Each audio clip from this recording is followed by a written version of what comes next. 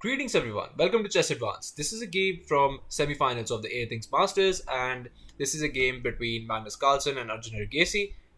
This is from round 3 of the semi-finals, and Arjun is trailing by 1 point. And so let's see how Arjun does it. So without further ado, let's start with this game. Magnus starts with c4, Arjun plays e6, knight to c3, d5, d4 and c6. We transpose into the semi-Slav defense. And c captures, e captures, Magnus goes for bishop to f4, knight to f6, and Magnus just goes for e3, Arjun plays bishop to f5, and Magnus just goes for knight to e2 to throw Arjun off his preparation, and Arjun doing the same. Arjun goes for knight to h5, which is a new move in the position, and let's see how Magnus deals with it. Magnus goes for knight to g3, Arjun captures, knight captures, and Arjun moves the knight back, knight to e6, and Magnus goes for g3 in this position. Arjun just develops his final knight and goes knight to d7, and Magnus goes for bishop to d3, and this knight on f5 is a very strong piece. So to kick it off, Arjun goes for g6, also to fiend kettle his dark squared bishop and castle kingside. Magnus goes for knight to h4. Arjun plays bishop to g7, Magnus goes knight to f3, remaneuvering his knight, and both plays castles. Arjun goes for the early expansion on the queen side and plays b5.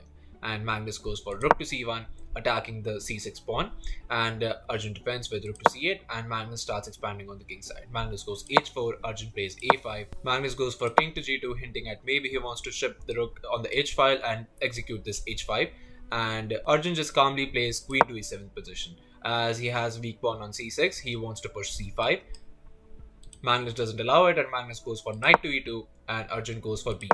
And Magnus goes knight to f4, and Arjun just simply trades. Knight captures, e captures, and Arjun finally executes the very important c5 in this position. Magnus goes for f5 as he wants to attack on the king side, and you can go for something like c4, and once the bishop moves back, you have knight to f6, and once this knight lands on its optimum square, you have rook to c7, doubling up rooks on the c file, and execute this c3, c2, and you will have very nice counterplay in this game. But Arjun doesn't like it, and Arjun instead goes for c captures on d4, and this is not a good move by Arjun. And Magnus takes advantage of this. Magnus trades a pair of rooks, rook captures, and Magnus goes for f captures, h captures, and Magnus goes for h5 in this position. Arjun defends with queen to f6, h captures, f captures, and Magnus goes for queen to e. Arjun goes knight to c5. Now you might think like knight to c5 is a mistake, as you can play something like rook to c1 and pin the knight, and that's exactly what Magnus does. Magnus plays rook to c1, but black has a very nice defensive resource with bishop to f8, and Magnus goes for bishop to b1 in this position. Arjun plays rook to c7. Now this rook is definitely jumping on the e7 square, but Magnus doesn't care, and Magnus goes for knight to h4. Arjun boldly plays g5 in this position, even though he has to worry about this knight jumping on g6 and f5, but Magnus doesn't care, and Magnus just goes for queen to g4 in this position. And Arjun closes off the bishop's diagonal, and Arjun plays d3, and Magnus goes for knight to f3, remaneuvering the knight and attacking the g5 square, and Arjun defends with rook to g7. Magnus plays b3 in this position. Arjun goes for queen to g6, rook to e1, and rook to e7, asking Magnus if he wants to trade a pair of rooks. Magnus, what he has to find in this position, he has to play rook to h1 in this position to try to keep momentum going. And once Arjun gets this nice rook lift in, you have to move the queen back, and now there are many threats against the black king, so black king will start to run away, but you have this queen to c8 idea, and after something like g4 attacking the knight, you even have this very nice tactic sacrificing the rook on h7 with rook to h7.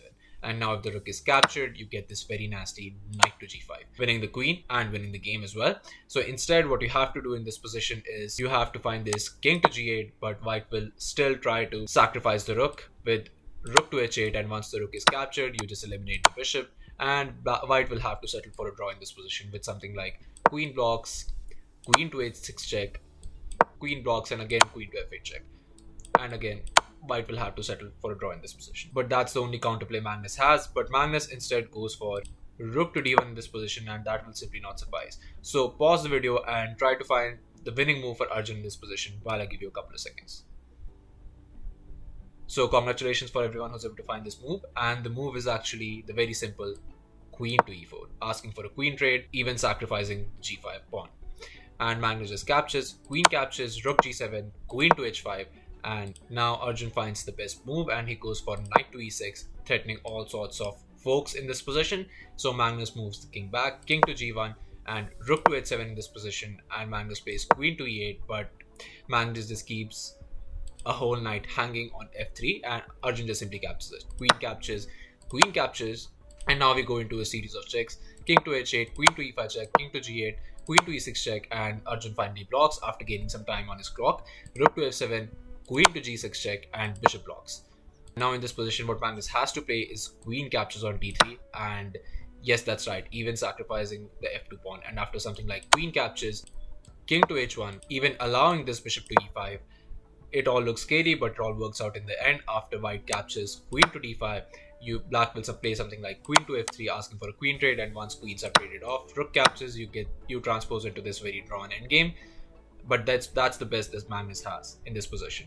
Magnus, instead of all of this, goes for rook to d2 in this position, and that will simply just not suffice, as Arjun goes for queen to e4, asking for a queen trade, and Magnus trades queen captures, d captures, and king to g2, but Arjun just simply plays bishop to c3, rook moves back, and Arjun plays bishop to d4. Now the f2 pawn is threatened and there's no actual way of defending it.